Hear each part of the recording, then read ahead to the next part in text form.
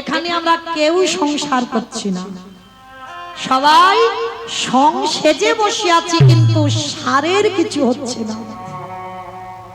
সার তখনই হবে বাবা, দেহটা সংসারে রেখে দিতে হবে, দেহটা স্বামী সেবায় দাও, দেহটা ছেলে পুলে দিয়ে মানুষ করো, আত্মীয় পরিজনকে দেখো, কিন্তু খবরদার তুমি তোমার মনটা যেন একেবারে সংসারে ডুবিয়ে দিও না।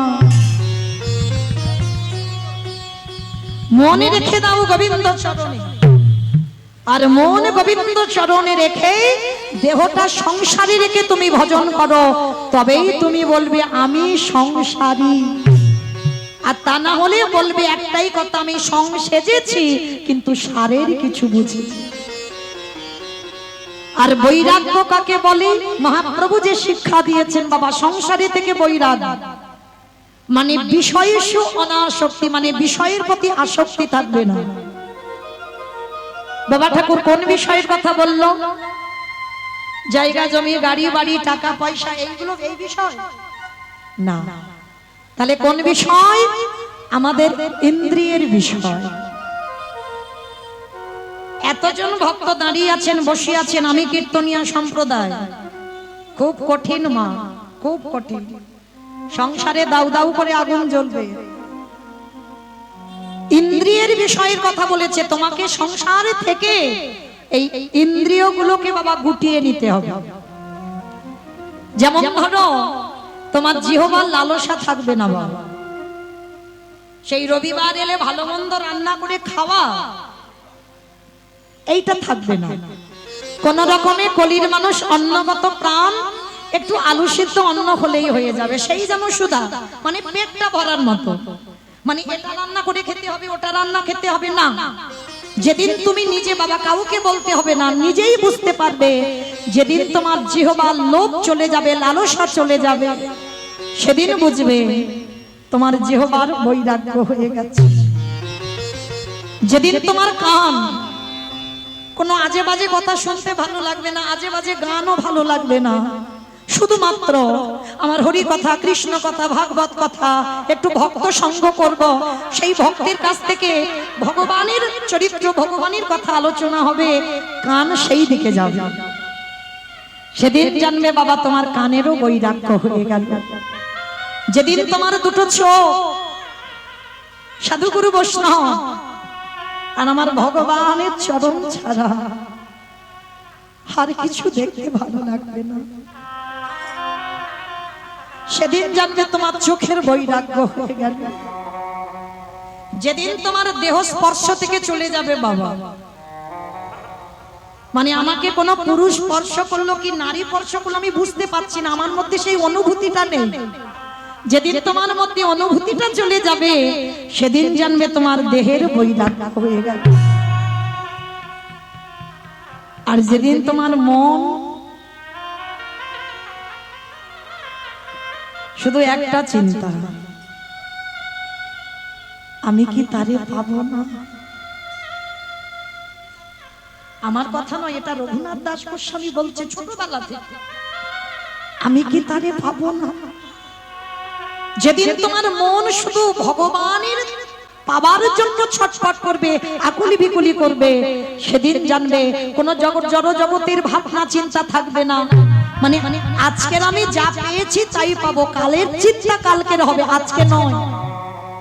যেমন ছেলের ভবিষ্যতের চিন্তা করে রেখে দিতে হবে, এইগুলো থাকবে না বাবা।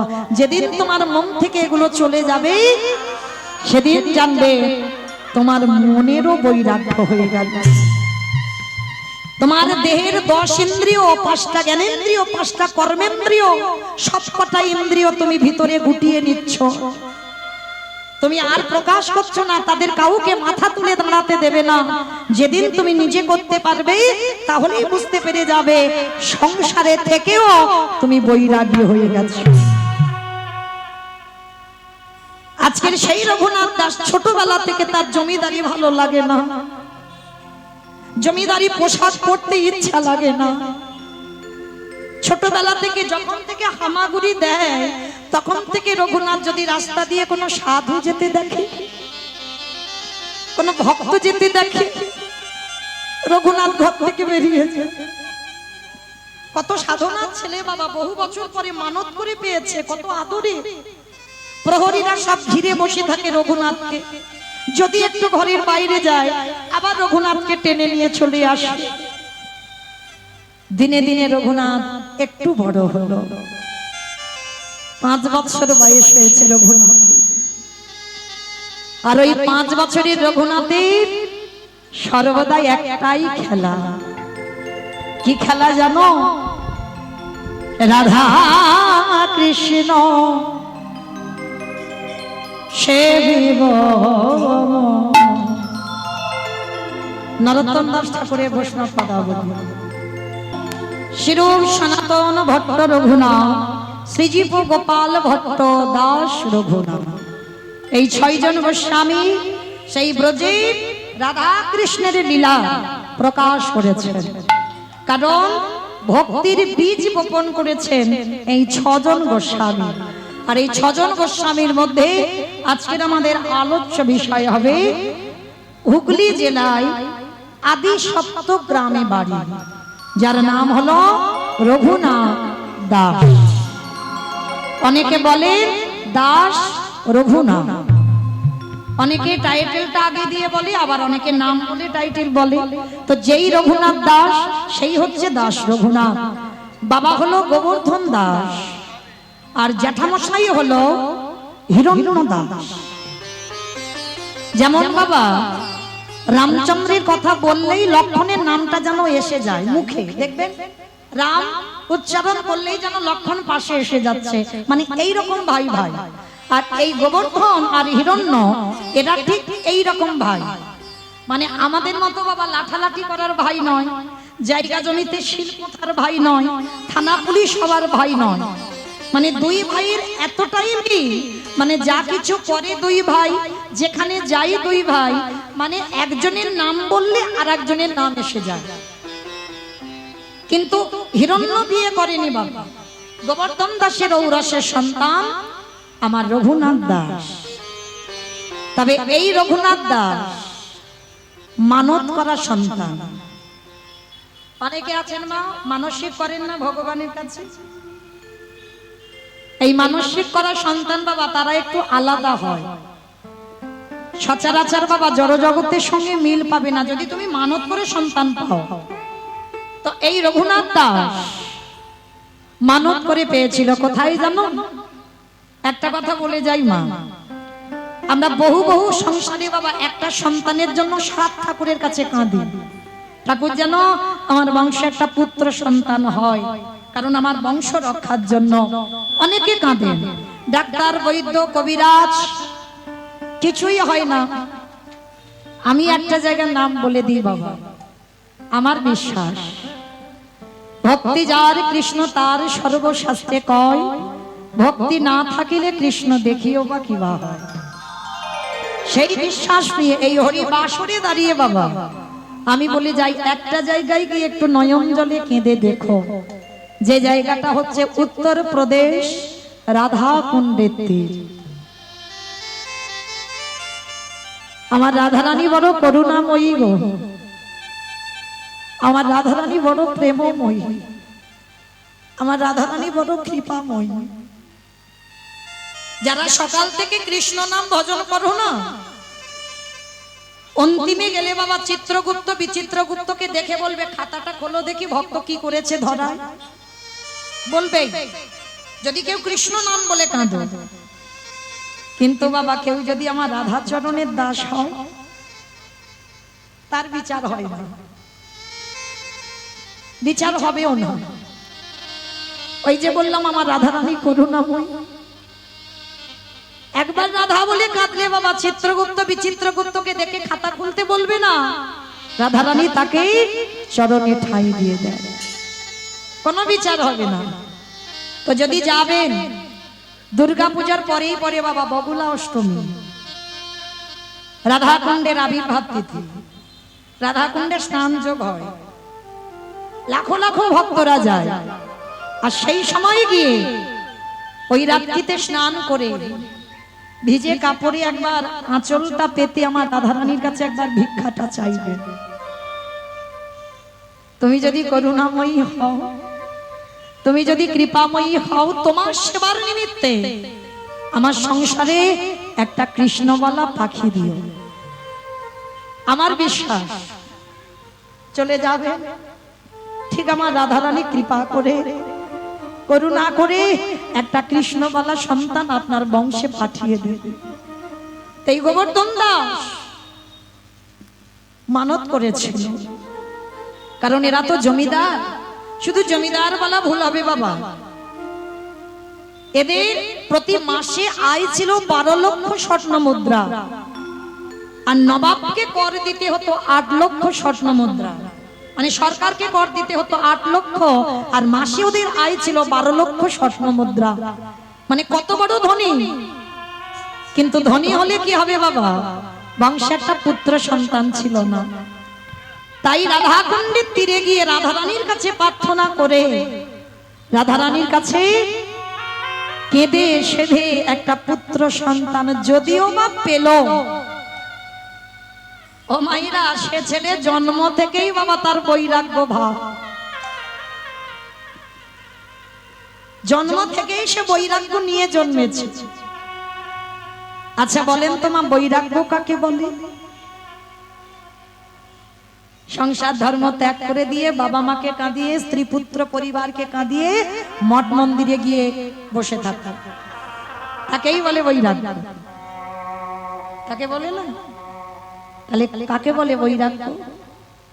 সংসারে থেকে বৈরাগী হতে হবে, কত সোজা নয়। এটা কলিযুগ বাবা। সংসার ত্যাগ করতে বলেনি। যদি সংসার ত্যাগ করতে বলতো তাহলে দেবর্ষি নারদ কলিযুগে শ্রীবাস হয়ে বিয়ে করে একটা পুত্র সন্তানের জন্ম দিত না। মালিনীকে বিয়ে করলো, কৃষ্ণদাস নামে একটা সন্তান হলো। অদ্বৈত আচার্য গোসাই দুটো সংসার করলো, নিতাই চাঁদ দুটো সংসার করলো, আমার নিমাই পণ্ডিত একটা সংসার করলো। সর্পাঘাতে যখন মৃত্যু হয়ে গেল তারপরে আবারও দ্বিতীয়বার বিয়ে। এটা কলিযুগ। সংসার ধর্ম বড় ধর্ম। রঘুনাথ 5 বছর হয়েছে, প্রতিদিনত রাত্রের বেলা বাড়ি থেকে চলে যায়। আজকের বাবার জ্যাঠামশাই দুইজনে আলোচনা করলো, এই দাদা ছেলেকে পাঠশালায় ভর্তি করে দিয়েছ, একে ঘরে রাখা যাবে না। ওকে যদি ঘরে রেখে দিই কখন বলতে ও কোথায় চলে যাবে আর খুঁজে পাওয়া যাবে না। আর যদি ওকে গুরু আশ্রমে রেখে দেওয়া যায় আমার মন বলে ওখানে ও ভালো থাকবে। রঘুনাথ 5 বছরের ছেলে রঘুনাথকে কোলে নিয়ে আজকের বাবা জ্যাঠা গেছে কোথায়? ওদের কুলগুরু হচ্ছে বলদেব আচার্য। অমাইরা এইবার একটু আস্বাদন করবেন।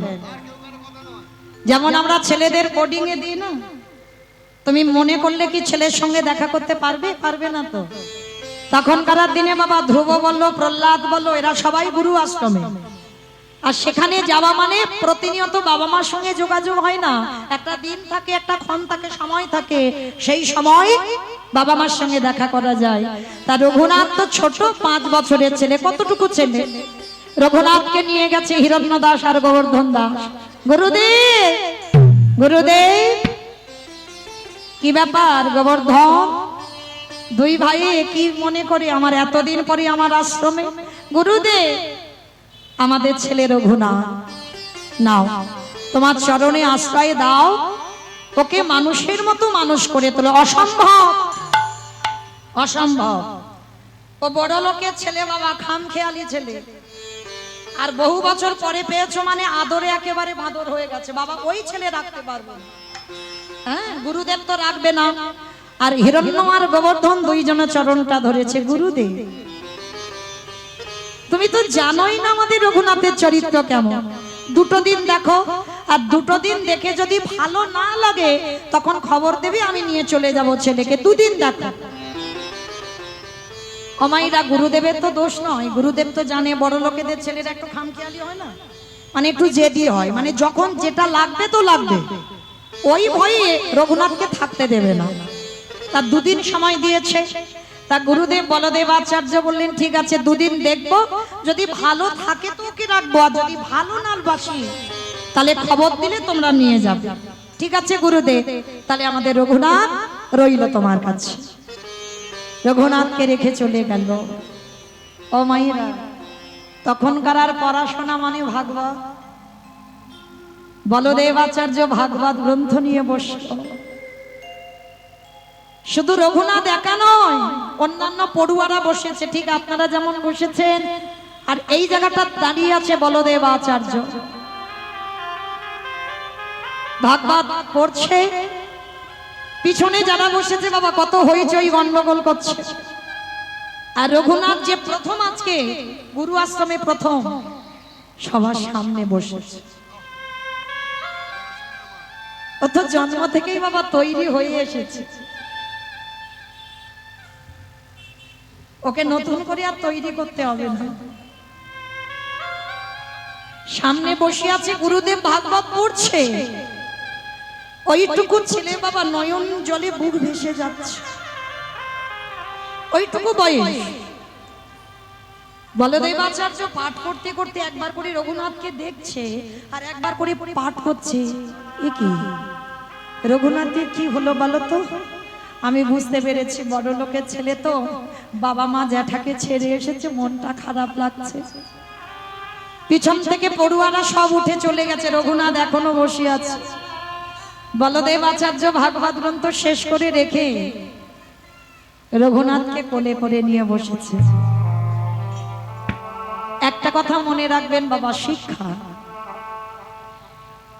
অনেক মানুষের চরিত্র আছে দেখবেন, ছোট ছোট বাচ্চাদেরকেও তুমি বলে সম্বোধন করে, এটা নিয়ম বাবা।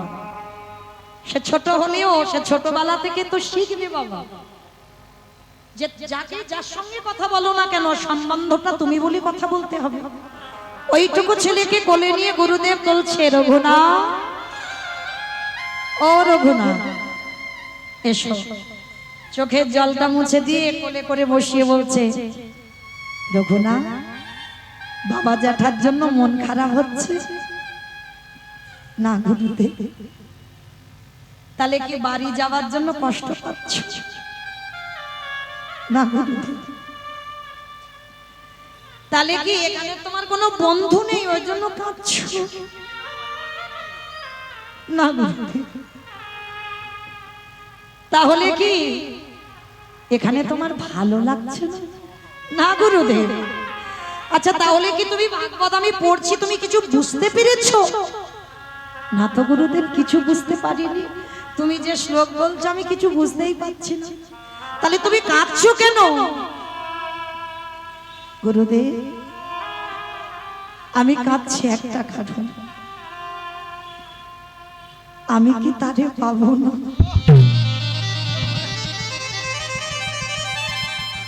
গুরুদেব প্রথমে বুঝতে পারিনি, বলে উঠলো, রঘুনাথ তুমি কি পাবার কথা বলছো বাবা? গুরুদেব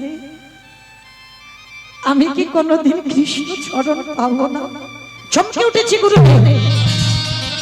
কি বললে রঘুনাথ? তুমি এইটুকু বয়সে তুমি কৃষ্ণ পাবার জন্য কাঁদছো?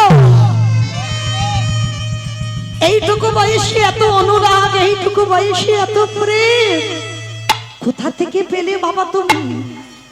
রঘুনাথকে বুকে জড়িয়ে ধরে বলছে, পাবে বাবা পাবে, আমি আশীর্বাদ দিলাম, একদিন না একদিন তুমি তার দেখা পাবে। গুরুদেব তুমি আমায় আশীর্বাদ দিচ্ছ, আমি পাবো, আমি পাবো কৃষ্ণ চরণ? পাবি বাবা পাবি। হঠাৎ দেখা গেল বেনাপোলের জঙ্গলে লক্ষ হীরাকে উদ্ধার করে হরিদাস ঠাকুর, ওই নামাচার্য হরিদাস ঠাকুর এসে দাঁড়াচ্ছে বলদেব আচার্যের আশ্রম। আর যেই না হরিদাস ঠাকুরকে দেখেছে সবাই ছুটতে ছুটতে গিয়ে সবাই বাবা পঞ্চাঙ্গ প্রণাম করছে হাঁটুটা মাটিতে রেখে। আর ওই দূরের বালক রঘুনাথ ছুটে গিয়ে একেবারে হরিদাস ঠাকুরকে দর্শন করা মাত্র একেবারে শুয়ে পড়ে দণ্ডবত প্রণাম। বাবা জগৎ সংসারে ত্রিলোকে হরিদাস ঠাকুরের থেকে নাম জপ বেশি কেউ করতে পারবে না, আর এই রঘুনাথ দাসের থেকে বেশি কেউ দণ্ডবত প্রণাম করতে পারবে না। এই দুইজন ভক্ত বাবা, এক হচ্ছে রঘুনাথ দাস আর এক হচ্ছে নামাচার্য হরিদাস ঠাকুর। তা যেই না দণ্ডবত প্রণাম, হরিদাস ঠাকুর সবাই বাবা পঞ্চাঙ্গ প্রণাম আর রঘুনাথ দণ্ডবত প্রণাম করেছে। আরে ওঠ হাত দুটো ধরে তুলেছে। আচ্ছা বাবা, ভক্ত চিনবে কি করে? মায়েরা, ভক্ত চিনবো কি করে আমরা? গলায় তুলসীর মালা দেখলেই মনে করবে ভক্ত। দাদার সঙ্গে তিলক সেবা, ভক্ত। শিখা রেখে দিয়েছে গেরুয়া বসন প্রসাদ ভুজি, ভক্ত। তাহলে ভক্ত চিনবে কি করে? এগুলো যদি চেনা না যায়, এগুলো আমাদের আভরণ, তাহলে চিনবে কি করে ভক্ত? ভক্ত চিনতে গেলে বাবা প্রথমেই তোমার ভক্তের নয়নের দিকে তাকাতে হবে। ভক্ত চিনতে গেলে তার নয়নের দিকে চাইতে হবে, আর ভগবান চিনতে গেলে তার চরণ দুটো দেখতে হবে। ভগবানের চরণে রয়েছে বাবা 19টা চিহ্ন, বাম চরণে 8টা, ডান চরণে 11টা চিহ্ন। চরণ দর্শন করলে মনে করবে ভগবান, আর ভক্তের নয়নের দিকে তাকালে লক্ষ্য করবেন আভরণ যদি নাও করে। যেমন বাবা 12 জন বৈষ্ণবদের মধ্যে বাবা ভোলানাথ হচ্ছে বৈষ্ণবদের আচার্য, সব থেকে বড় বৈষ্ণব। বাবার গলায় না আছে তুলসীর মালা, না আছে বাবা দাদার সঙ্গে তিলক সেবা, অথচ বাবা পরম বৈষ্ণব। কেন? বাবা আভরণে বৈষ্ণব নয়, বাবার ভিতরটা বৈষ্ণব। মনে রাখবেন মা, বাইরের থেকে সবার আগে ভিতরটা বৈষ্ণবতা অর্জন করতে হবে। আভরণ তো সবাই সেজে বসতে পারি বাবা, কিন্তু ভিতরটা বৈষ্ণবতা অর্জন করো। ত্রিনাদপি শুনেছিল তরুরিব সহিষ্ণু না অমানি না মানদেন কীর্তনিয়ম সদা হরি। ঘাসের থেকে নরম হও, গাছের মতো সহিষ্ণুতা অর্জন করো। এই সমাজে যাকে কেউ মান দেয় না, যাকে কেউ সম্মান করে না, যাকে নর্দমায় ফেলে রেখে দেয়, তুমি যদি ভক্ত হও সেই পথিককে বাবা তোমাকে কোল দিতে হবে। অমানিনাকে মান দিতে জানতে হবে। অহর্নিশি তোমার জিহ্বায় কৃষ্ণ নাম ছাড়া কিছু থাকবে না, তবেই তুমি কিঞ্চিত বৈষ্ণব হবার যোগ্যতা অর্জন করবে মাত্র। রঘুনাথের হাত দুটো ধরেই হরিদাস ঠাকুর চোখের দিকে তাকিয়ে বাবা কত মূল্যবান কথা বলেছে জানো? এই তো সেই মাটি, যে মাটিতে বীজ পুঁতে দিলেই অঙ্কুরিত হয়ে যাবে। কথাটার বাবা গুরুত্ব দেখেছো? এই মাটিতে বীজ পুঁতে দিলেই অঙ্কুরিত হবে। আর এই হরিদাস ঠাকুরকে অনুকরণ করত রঘুনাথ। জমিদারের ছেলে হয়ে 24 ঘন্টায় একবার আহার। ভক্ত হওয়া বাবা বড় শক্ত। আমরা সবাই বলি ভক্ত, অত সোজা নয়। একবার আহার 24 ঘন্টায়, তাও বাবা অনুকল্প। যে পেট ভর্তি করে খেয়ে বাবা ঢেকুর উঠছে শুধু। ভক্ত হতে গেলে, ভজন জগতে গেলে বাবা আহার কম, নিদ্রা কম। রঘুনাথ একটা বহির্বাস আর একটা অন্তর্বাস, আর কোন পোশাক নয়। জমিদারের ছেলে হয়ে আর ঘুমাতো কিসে জানো?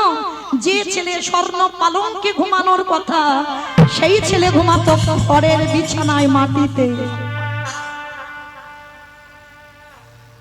ছোটবেলায় থেকে বৈরাগ্য, মন বসে না সংসারে। শুধু একটাই ভাবনা, আমি কবে এই সংসার ত্যাগ করে চলে যাব। কারণ এই রাত সুখে রাজ অট্টালিকাতে কৃষ্ণ ভজন হয় না। রাজ ঐশ্বর্যে বসে থেকে কৃষ্ণ ভজন হয় না। কবে আমি এখান থেকে চলে যাব। কৃষ্ণ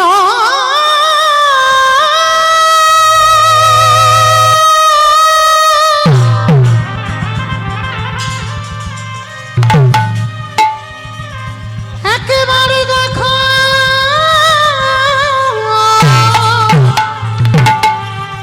দেখো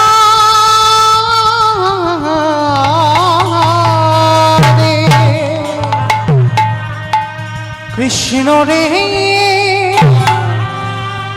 দেখা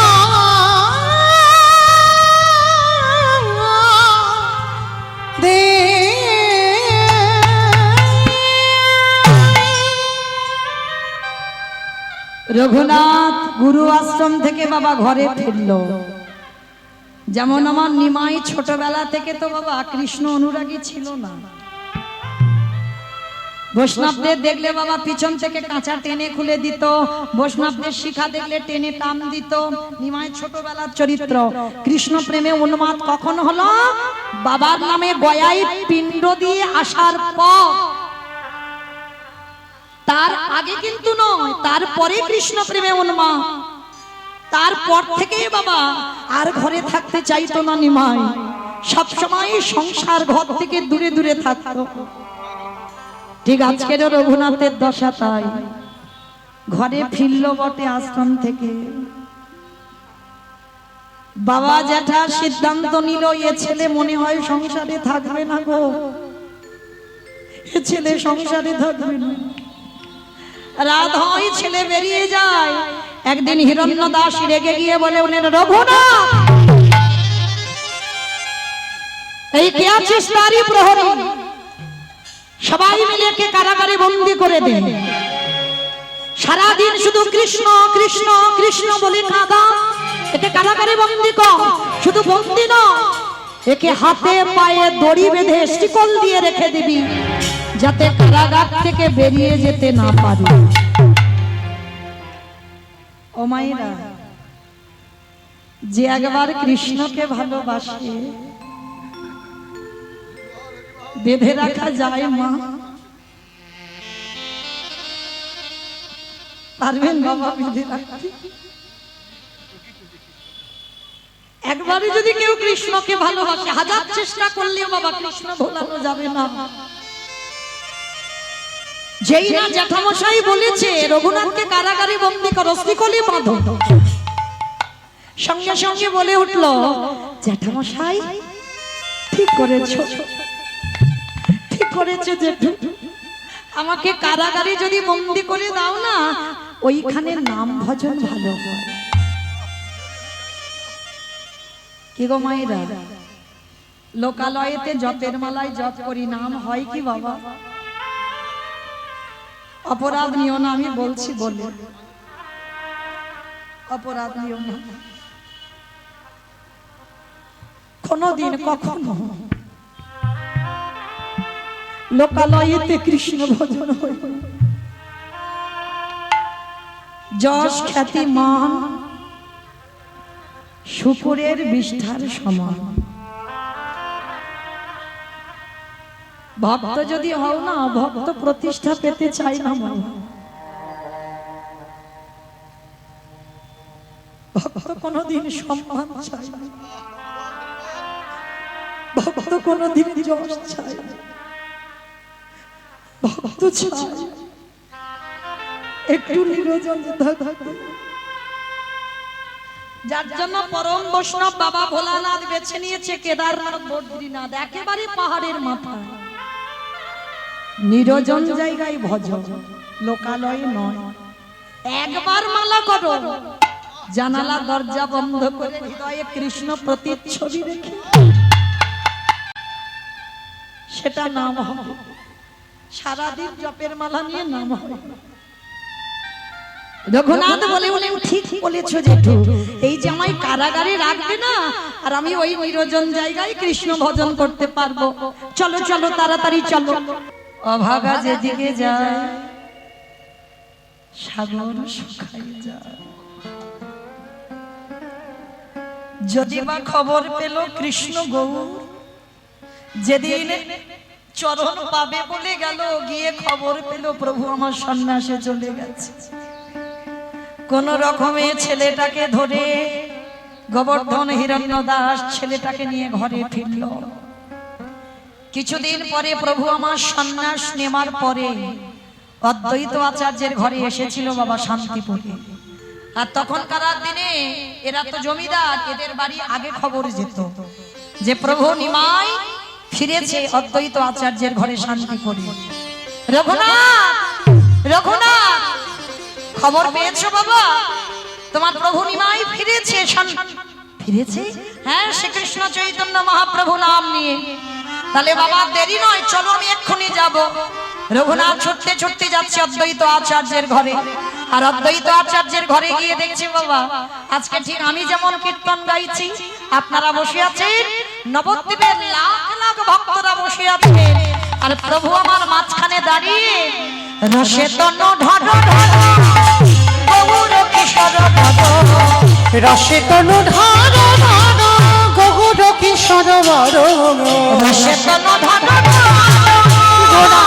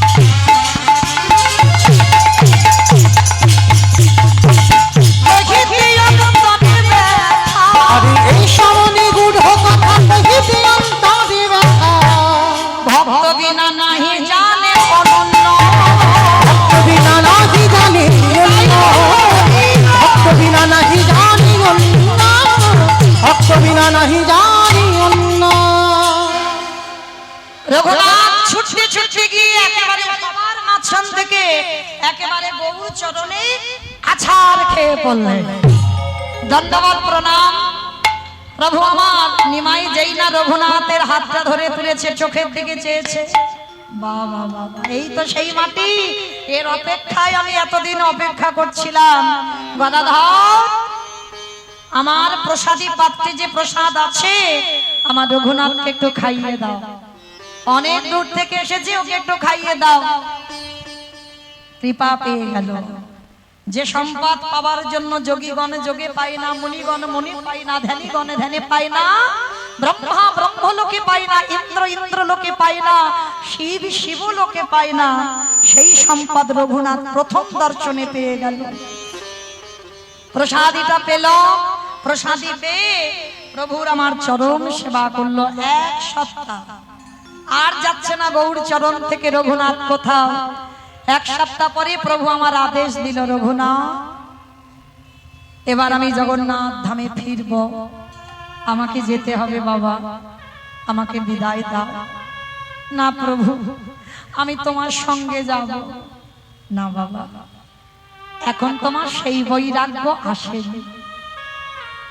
ভাবতে পারছেন চরিত্রগুলো যদি আপনারা শুনছেন, এত কিছু করার পরেও আমার প্রভু বলছে এখনো তোমার সেই বৈরাগ্য আসেনি। তাহলে আপনারা আমরা যে বৈরাগ্য সেজে বসে আছি বাবা, সত্যি কি আমাদের বৈরাগ্য হয়েছে?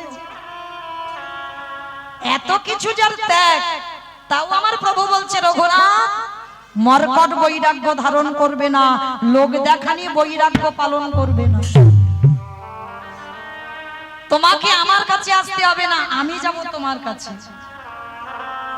কি গো মায়েরা, এই জগতে সদ্গুরু বড় দুর্লভ। দুর্লভ না, গুরু ছড়াছড়ি হয়ে গেছে, সদ্গুরু একটা দেখাও। হ্যাঁ, যে শিষ্যের মারণ ব্যাধি গুরুদেব নিতে পারবে, একটা গুরু একটা দেখিয়ে দেখা যে সেরকম গুরু আছে জগতে। ছিল বাবা এই কলিযুগে শ্রী শ্রী রামকৃষ্ণ পরমহংসদেব, ছিল না কি বাবা?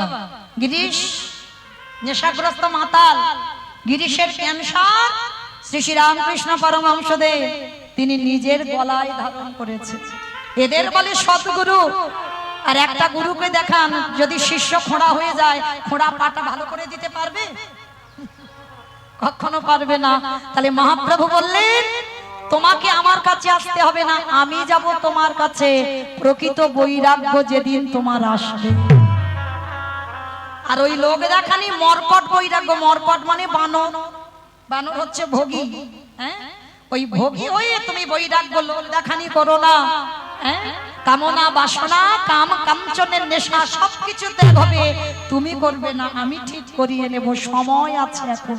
পড়াশোনা করেছ, বাবার জমিদারি দেখভাল করো, বিয়ে করো, সংসারী হও। না না প্রভু না, আমি সংসার করতে চাই না, আমি সংসারী হব না, আমি তোমার চরণ পেতে চাই। রঘুনাথ, আমার মুখের উপরে কথা বলো না, ফিরে যাও তোমার আঙিনায়, আমি তোমাকে নিয়ে যেতে পারি না। পারবে কি করে বাবা? সামান্য একটু হরিতকি সেটা ভগবানের জন্য এক খণ্ড রেখে দিল। গোবিন্দ ঘোষ ভাবেন আমার মহাপ্রভু সে গোপীনাথ আজকের গোবিন্দ ঘোষ নিজের জন্য নয়, মানে আজকের মুখশুদ্ধি দিয়েছে প্রভু, কালকে তো চাইবে, তাহলে প্রভুর জন্য এক টুকরো আজকে দিয়েছে, কাল তার কালকে দেবে। তাহলে ভগবানের জন্য সঞ্চয়, নিজের জন্য নয়। তাও কি সহ্য হয়েছিল? পরের দিনে যখন বলল ও গোবিন্দ প্রসাদ তো পেলাম, মুখশুদ্ধি দাও, সঙ্গে সঙ্গে আঁচল থেকে খুলছে। তা প্রভু তোমার সব জানে গো, তিনি চিন্তামণি। কি ব্যাপার গোবিন্দ, কালকে যখন বললাম অত দেরি হলো মুখশুদ্ধি দিতে, আর আজকের বলতেই তুমি সঙ্গে সঙ্গে দিয়ে দিলে। বলে প্রভু কালকে তুমি বলেছিলে মুখশুদ্ধির কথা, আর আমি জানতাম আজকেরও চাইবে, ওই জন্য কালকে যে বাড়িতে গিয়েছিলাম ওইটা দুটুকরো করে কালকের এক খণ্ড দিয়েছি, আজকের এক টুকরো রেখে দিয়েছি তোমাকে দেব বলে। প্রভু ভালো করিনি বলো? প্রভু আমার হেসে বলে উঠলেন খুব ভালো করেছো গোবিন্দ, খুব ভালো করেছো। ভালো যদি না করবে তোমার হৃদয়ে সঞ্চয় এলো কি করে?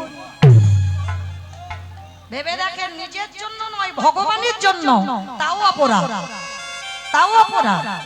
এটা তো আমার কথা বিশ্বাস করতে হবে না বাবা, গ্রন্থ প্রমাণ। তাহলে আমরা কৃপা পাবো বলে মনে হয়? ভগবানের জন্য সঞ্চয় করলো। প্রভু আমি তো আমার জন্য করিনি, আমি তোমার জন্য করেছি। রঘুনাথ আমার জন্য করো আর তোমার জন্য করো, তোমার হৃদয়ে সঞ্চয় তো এসেছে।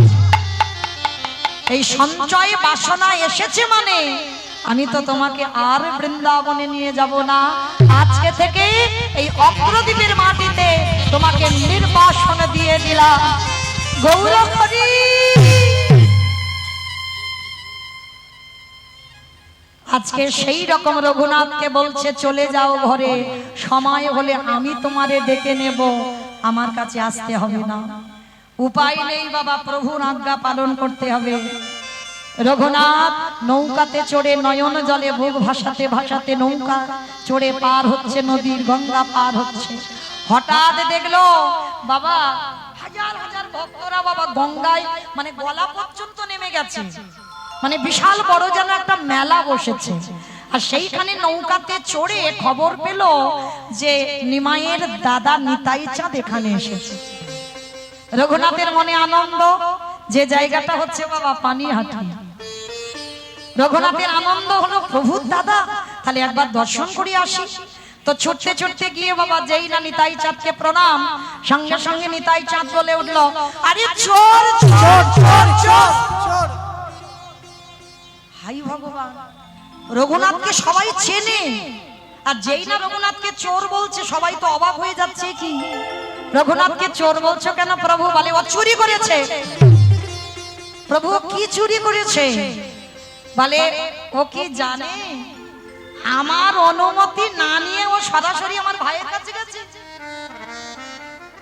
কি গো মায়েরা, কৃপা হয়, ওই জন্য তো গৌরহরি তাড়িয়ে দিল, এখনো তো সেই বৈরাগ্য আসেনি। ও তো জানে না নিতাই পদ কমলা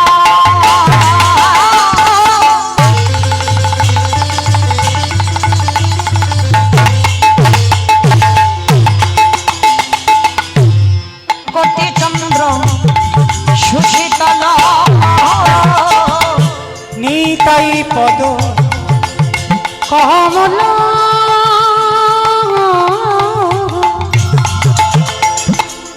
কোটি চন্দ্র সুশীতল ওগো যে ছায়া জগত জোড়া আর যে ছায়া জগত চূড়ায় ওগো হেন নিতাই দিনের ভাষা দয়াল নিতাই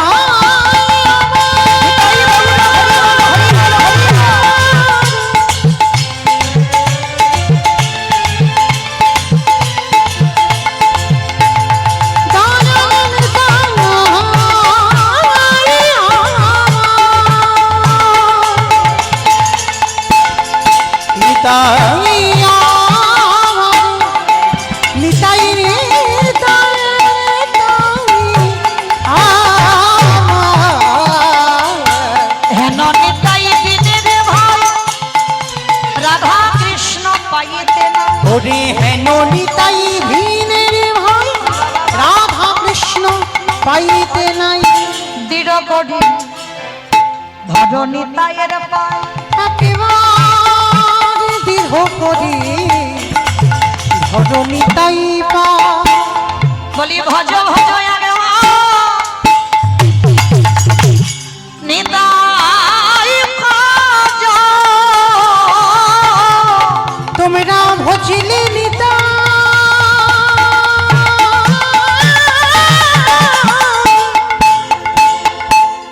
গহুর পাহাড়ে বলি ভজ ভজ একেবারে নিতা ভজ বলি নিতাই ভজলে গৌর পাবে তোমরা গহুরে প্রেমে ব্রজে ভেঙে যাবে বলি ব্রজে গেলে যুগল দর্শন পাবে তোমরা নিতাই ভজিলে গহুরে পাবে বলি ব্রজে গেলে যুগল দর্শন পাবে তোমরা নিতাই ভজিলে গহুরে পাবে বলি চরণ দুখানা ভজে নাম তোমরা নিতাই ভজিলে গহুরে পাবে বলি ভজ ভজ একবার নিতাই ভজ তোমরা নিতাই ভজিলে গহুরে পাবে ভজ ভজ একবার নিতাই ভজ তোমরা নিতাই ভজিলে গহুরে বলি ভজ ভজ নিতাই ভজ নিতাই ভজিলে গহুরে পাবে ভজ নিতাই ভজ নিতাই ভজিলে গহুরে পাবে বলি ভজ ভজ একবার নিতাই ভজ একেবারে দৃঢ় করি ধরো নিতাই পায়ে তোমরা দৃঢ় করি ধরো নিতাই পায়ে তাহলে বাবা ব্রজের মাটিতে যেমন রাধা চরণ আশ্রয় করে গোবিন্দ ভজন করতে হবে, নবদ্বীপে কলির জীব এরা সবাই নিতাই চরণ ভজন করে তারপরে গৌর কৃপা। এইবার নিতাই দাদা এসে বললে একে দণ্ড দিতে হবে। কি দণ্ড? চিড়ে দই এই পানিহাটির মেলাতে ওরে খাওয়াতে হবে। মানে যত যত ভক্ত আছে বাবা সবাইকে চিড়ে দুধ দই খাওয়াতে হবে। এখনো আছে বাবা, আপনারা যারা গেছেন অবশ্যই দেখেছেন ওই মেলাতে ঠিক যেন সেই গিরি গোবর্ধনে যেমন অন্নকূট হয়, মানে ওই রকম। রাধে রাধে। তাহলে ওই পানিহাটির মেলাতে বাবা চিড়ে দুধ দই বিতরণ করা হয়। রঘুনাথ তো এরা জমিদার, যত যত দোকানে যা যা ছিল সব ভক্তদের বিতরণ করা হলো। আজও সেই নিয়ম আমরা পালন করছি। রঘুনাথ ঘরে ফিরল, আর ঘরে ফেরার পর বাবা যেটা সিদ্ধান্ত নিল এ ছেলের কাঁধে একটা জল চাপাতে হবে। এ বেটা কৃষ্ণ নামে যখন পাগল, এ সংসার ছেড়ে দেবে, তাহলে কাঁধে যদি জল চাপানো হয় তাহলে আর ঘর ছাড়বে না। মামা মানে এটা আমার কথা নয়, আগেকার দিনে ঠাকুমারা বলতে এই নাতি বা নাতনি উৎপাত করছে কাঁধে একটা জল চাপা। জল মানে কি গো? বিয়ে দিতে হবে। মানে এটা আমরা বলছি ঠাকুমাদের কথা, প্রবাদ কথা, কিন্তু এই জল চাপানো মানে কি জানো? আমার বাবার হেলে গরু ছিল, হ্যাঁ মানে হাল করা গরু, হিসাব করে বলতে হবে। তো এই যখন বাবা হেলে গরু যখন ওই হাল করতো না, আর গরুতে এদিক ওদিক চলে যায়, তার জন্য কাঁধে দেখবেন একটা কাঁধে ওইটাকে বলে জোর, হ্যাঁ গরুর কাঁধে চাপিয়ে দিত বাবা, আর চাপিয়ে দিয়ে কাঁধে ওই মাঠে হাল করতো। তো ওই জন্য ওই বয়স্ক ঠাকুমারা বলতো ছেলে যখন উৎপাত করছে এর বিয়ে দেওয়ার ব্যবস্থা কর। তা রঘুনাথ কৃষ্ণ নামে পাগল দেখাশোনা করে বিয়ের সিদ্ধান্ত দেওয়া হলো। ও মাইরা, সে মেয়ে তো মেয়ে নয়, স্বর্গের অপ্সরা হার মানবে। নাম হলো তার, তোর মতো ওর মতো নাকি? ও মাইরা, অঙ্গ কান্তিটা সোনার মতো। হ্যাঁ, মানে নাম হলো রত্নাবতী, তো রত্নের মতো রং। কেমন? স্বর্গের অপ্সরা হার মানবে। আর সেই রত্নাবতীর সঙ্গে বিয়ে হলো। আচ্ছা মা, যে রঘুনাথ জীবনে নারী বদল দেখেনি, ভালো করে কোনোদিন নারী দেখেনি, মানে নারী যে কেমন হয় রঘুনাথ জানে না। তার মানে বুঝতে পারছো? আর একটা কথা বলে যাই সবাইকে, আমার কথা নয়, লক্ষণ, রামায়ণে লক্ষণ বলছে, যদি কোনো নারী সরাসরি বদন দেখা হয় বাবা, তাতে অপরাধের মধ্যে পড়ে। নারী বদন দেখতে গেলে বাবা আগে একবার চরণের দিকে তাকাতে হবে। আমি বলছি না, কারণ যখন 14 বছর পরে বন থেকে ফিরে এসে অযোধ্যার সিংহাসনে বসেছিল রাম, পিছনে বাবা লক্ষণ ছত্র ধরেছিল না, আর ছত্রটা ধরে বারবার ঘুমিয়ে ঘুমিয়ে পড়ে যাচ্ছে। বারবার যখন ঘুমিয়ে ঘুমিয়ে পড়ে যাচ্ছে, রামচন্দ্র রেগে গেছে, লক্ষণ তাই আমি এত বছর বনবাসে ছিলাম, সবে সিংহাসনে বসলাম, আর তুই আমার পিছনে ছাতা ধরে ঘুমাচ্ছিস? বলে দাদা গো, আমি 14 বছর ঘুমাইনি দাদা। আমার 14 বছর নাকি ঘুমাইনি লক্ষণ? বলে দাদা গো, আমি তোমাকে রক্ষা করবার জন্য বনে গিয়েছিলাম, যতবার নিদ্রা দেবী আমার নয়নে আসতো, আমি নিদ্রা দেবীকে বলতাম, ওরে নিদ্রা দেবী, আমার দাদাকে রক্ষা করব বলে এলাম, তুই আমার চোখে এখনো 14 বছর আসবি না। যেদিন আমি অযোধ্যায় ফিরব, আমার দাদা সিংহাসনে বসবে, সেই দিন আমার নয়নে ভর করি, সেদিন যতন করে তোকে নয়নে ধরব। বলি ওরে তোরে জানাই রাখিলাম, যতন করে হৃদয়ে ধরব।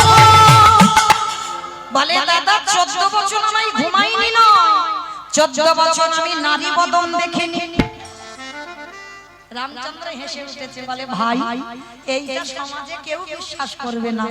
বলে কেন? বলে সীতামা তো সঙ্গে ছিল, আর তুই কি করে বলছিস যে নারী বদন দেখিসনি, সীতামার বদন দেখিসনি? বলে দাদা, সীতামা ছিল তো কি হয়েছে, দাদা চরণে ছাড়া বদন আমি দেখি নাই গো। বলি শোনো জানাই রাখি, ওই চরণ ছাড়া বদন আমি দেখি নাই গো। বলে দাদা 14 বছর ঘুমাইনি, 14 বছর নারী বদন দেখিনি, 14 বছর কিছু খাইনি। আমা বাঁচবে কেউ? 14 বছর নাকি খাইনি। লক্ষণ ব্রহ্মচর্য পালন করে 14টা বছর বায়ু সেবা করেছিল, বায়ু সেবা করেছিল সাধনার বলে, আর 14 বছর কিছু খাইনি।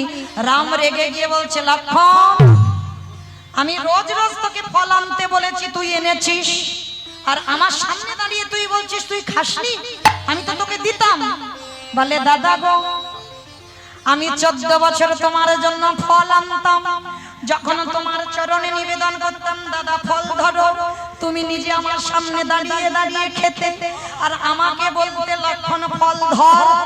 একবারও কোনোদিন বলনি ওরে লক্ষণ, একবার সেবা করে বলি শোনো জানাই রাখি, বলি ওরে লক্ষণ ফল সেবা করবে। আমাকে বলতে ফল ধর, খেতে তো বলনি। হ্যাঁ, খেতে তো বলনি। ও মাইরা, একটা ভাই আর দাদা এরকম দেখাতে পারবে? ধর তো ধরে আছে, খেতে বলেনি, খাইনি 14 বছর। বলে বিশ্বাস করব কি করে তুই খাসনি? রাম বলছে বিশ্বাস করব কি করে? বলে আমি দাদা জানতাম আমার প্রতি তোমার সন্দেহ থাকবে, ওই জন্য আমার সাধনার বলে 14 বছরের ফল গুছিয়ে রেখেছি। প্রহরীদের দ্বারা বাবা ফল গণনা চলছে, আর গুনে গুনে বাবা 7টা ফল কম দেখা গেল। এই 7 দিন খেয়েছিস? বলে না দাদা, 7 দিন তো আনতেই যাই, 7 দিন আনতে যাইনি, ওই জন্য 7খানা ফল কম দেখাচ্ছে। হিসেব করে দেখা গেল রামচন্দ্র যোগাবলী দেখলো সত্যি আমি 7 দিন চিন্তায় ছিলাম, আমার ভাই 7 দিন ফল আনতেই যায়নি। তাহলে মায়েরা এই কথাটা কেন বললাম? নারী বদন সরাসরি দেখলে অপরাধ হয়, কিন্তু একবার যদি চরণের দিকে তাকিয়ে তার বদন দেখা যায়, এটা মৌমিতা বলল না, লক্ষণ বলল রামচন্দ্রকে, দাদা চরণ দেখে তারপর মার বদন দেখতাম, তাতে অপরাধ হয়নি। তাহলে আজকে আমা বলো তো লীলাতে কোথায় ছিলাম? অনেক দূরে নয়, লীলাতে কোথায় ছিলাম? বিয়ে বাড়ি। বাহ, রত্নাবতী, বেশ, এটাই হচ্ছে বাবা তথ্য, যেখানে যাই না কেন ঘুরে ফিরে আসতে হবে। তাহলে বিয়ের আয়োজন হলো, আর বিয়ে হয়ে যাবার পরে বাবা পরের দিন কাল রাত্রি, তার পরের দিনে ফুলসজ্জার রাত। হরি বল। রঘুনাথ নয়নের জলে জানালা দরজা বন্ধ করে আকুল প্রাণে কাঁদে, আর বলে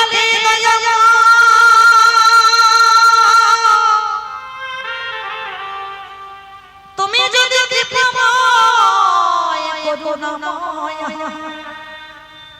আমার এই সংসার বন্ধন থেকে মুক্ত করে তোমার চরণে আমায় নিয়ে চলো। ওগো দয়াময়,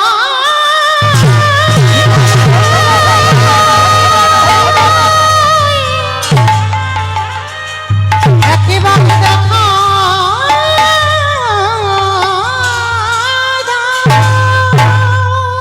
রত্নাবতী যেই না ঘরে প্রবেশ করেছে, দেখে না রঘুনাথ ধুলাই লুটিয়ে কাঁদছে। ও মায়েরা বলো তো দেখি, ফুলসজ্জার রাত্রিতে যদি কোনো স্বামী আকুল প্রাণে ওই রকম ধুলায় গড়াগড়ি দিয়ে কাঁদে, একটা সদ্যজাত বিবাহিতা কন্যা কি বুঝবে? অন্য কিছু ব্যাপার আছে, সেইটা আপনাদের আমাদের সঙ্গে হবে, অন্য কিছু ঘটনা আছে, কিন্তু রঘুনাথের বেলা তো নয়। যে ছেলে নারী বদন দেখেনি কোনোদিন ভালো করে, তার বেলা তো এ প্রশ্ন আসে না। রত্নাবতী বউ হয়ে যায়নি, মাস্ত্রী হয়ে যায়নি। রঘুনাথের চরণে প্রণাম করে বললেন, বলো স্বামী,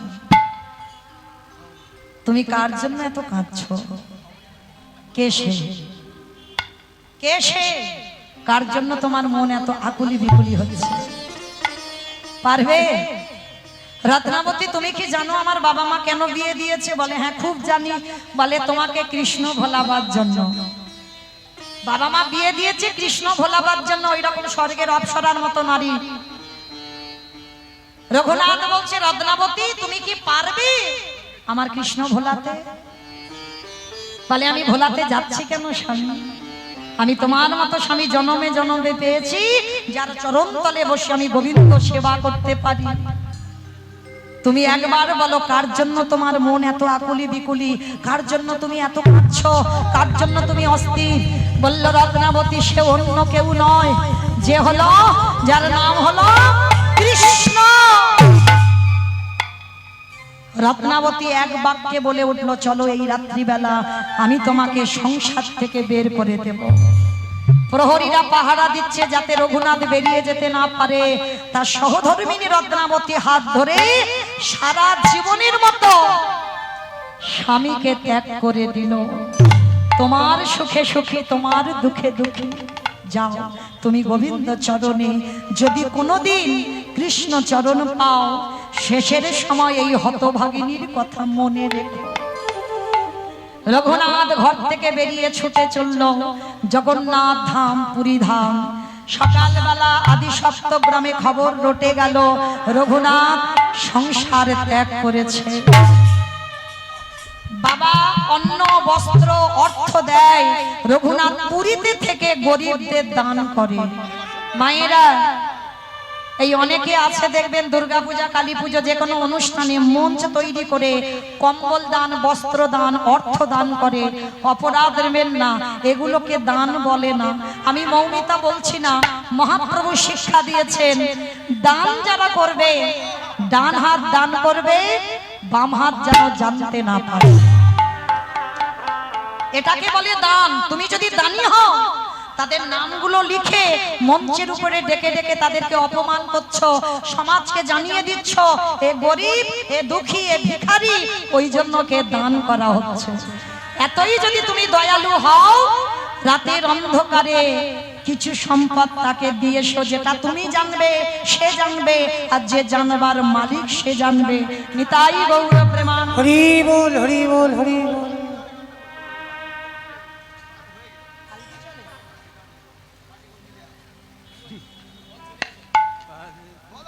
হরি বল।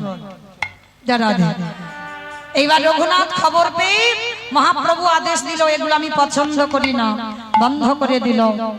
এইবার রঘুনাথ দাঁড়ে দাঁড়ে ভিক্ষা করে এবার প্রসাদ পায়। প্রভু আদেশ দিল, এটাও আমি পছন্দ করি না। তারপরে আনন্দ বাজারে রঘুনাথ আনন্দ বাজারে বসে থাকে, যেগুলো বিক্রি হয় না সেইগুলো রঘুনাথকে দেয়। মহাপ্রভু বললেন, এটাও আমি পছন্দ করি না। তাহলে এবার চলবে কি করে রঘুনাথে? এই জায়গাটা মা শোনে, আমার যাবার বাঁশি বেজে গেছে, আবার কবে দেখা হয় বা না হয় বলা তো যায় না। ডাক এলে চলে যেতে হবে, গ্যারান্টি দিতে পারবো না। এই 29শে ফাল্গুন যে যাবো, গ্যারান্টি নেই, আমি গ্যারান্টি দিলাম না। হরিবাসরে বলছি, গ্যারান্টি নয়। ডাক এলে চলে যেতে হবে। তাহলে চলো। রঘুনাথ এক সপ্তাহ কিছু খাইনি, বড় খিদে পেয়েছে। কঙ্কাল সার দেহ, জীর্ণ মলিন বস্ত্র, নর্দমায় পড়ে আছে রঘুনাথ। গৌর হরি, বড় কষ্ট হচ্ছে প্রভু, একটু যদি না খাই আমি যে তোমার ভজন করতে পারবো না। ওই নালা দিয়ে ভেসে যাচ্ছে বাবা একটু পাতা পান্তা ভাত, ওই নর্দমা দিয়ে কত মলমূত্র যাচ্ছে, তার উপর দিয়ে ভেসে যাচ্ছে জগন্নাথের প্রসাদ। যে জমিদারের ছেলে রঘুনাথ নর্দমায় পড়ে খিদের জ্বালায় আঁচড়া করে তুলে নিয়েছে। প্রভু একটু মুখে না দিলে আমি যে আর বাঁচবো না। ওই প্রসাদীটা সবে একটা গ্রাস দিল, আর আমার প্রভু থাকতে পারলো না। পিছন থেকে সে রঘুনাথের হাতটা ধরলো। রঘুনাথ, হরি রঘুনাথ,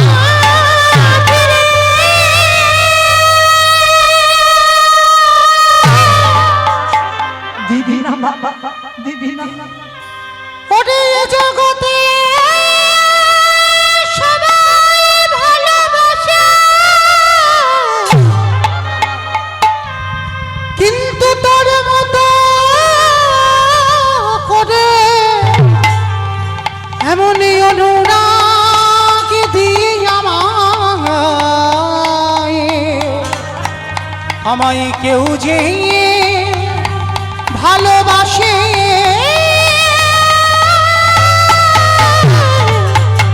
না। গৌর হরি, এ পচা পান্তা ভাত দুর্গন্ধ নর্দমায় ছিল। মহাপ্রভু বলছে চুপ, একটা কথা না। ভগবানকে নিবেদন করলে হয় প্রসাদ, ভক্ত উচ্ছিষ্ট করলে হয়ে যায় মহাপ্রসাদ। আমি এ যুগে না, যুগে যুগে জনমে জনমে ভক্তের উচ্ছিষ্ট প্রসাদে পাবার জন্য আমি ভগবান হয়ে আমি জনম জনম ভক্তের চরণ ধুলায় ধুলায় হরি রঘুনাথ,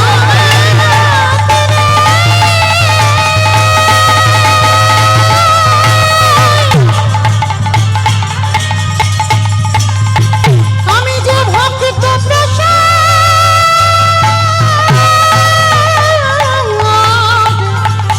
বড় ভালো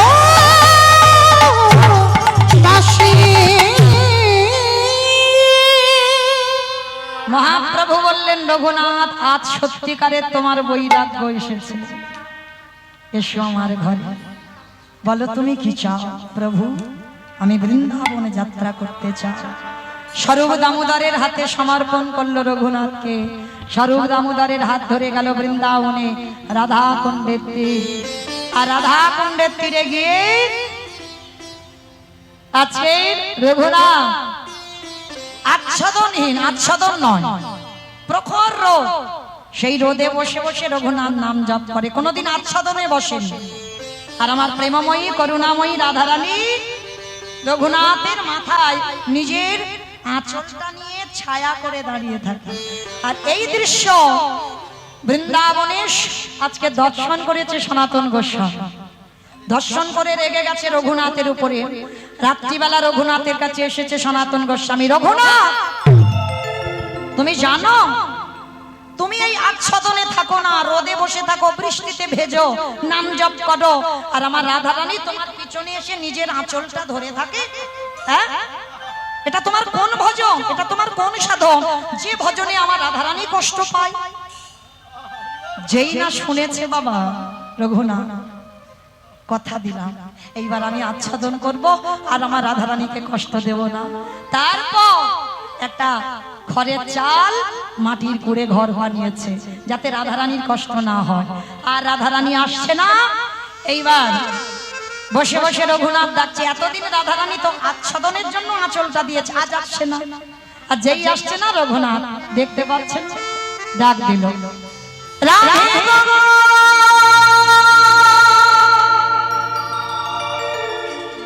রাধে গো,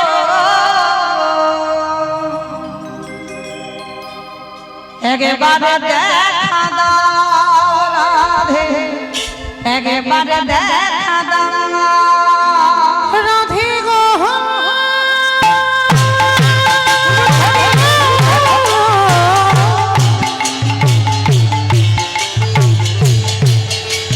রাধে গো,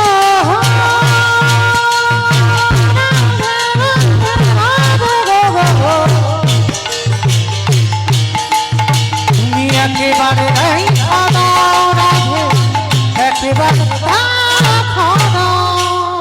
সংসারের মদালিনী রাধে, আমি সায়রের মরহলিনী রাধে, কৃষ্ণকে মদালিনী রাধে, ও কৃষ্ণকে ভক্তধারিণী রাধে, গাম্ভীর্যশালিনী রাধে, গাম্ভীর্যশালিনী রাধে, রাধে গো,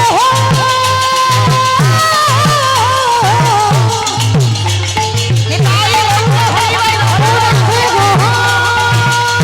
রাধে গো, রাধে, রাধে একেবারে দেখা দাও রাধে, একেবারে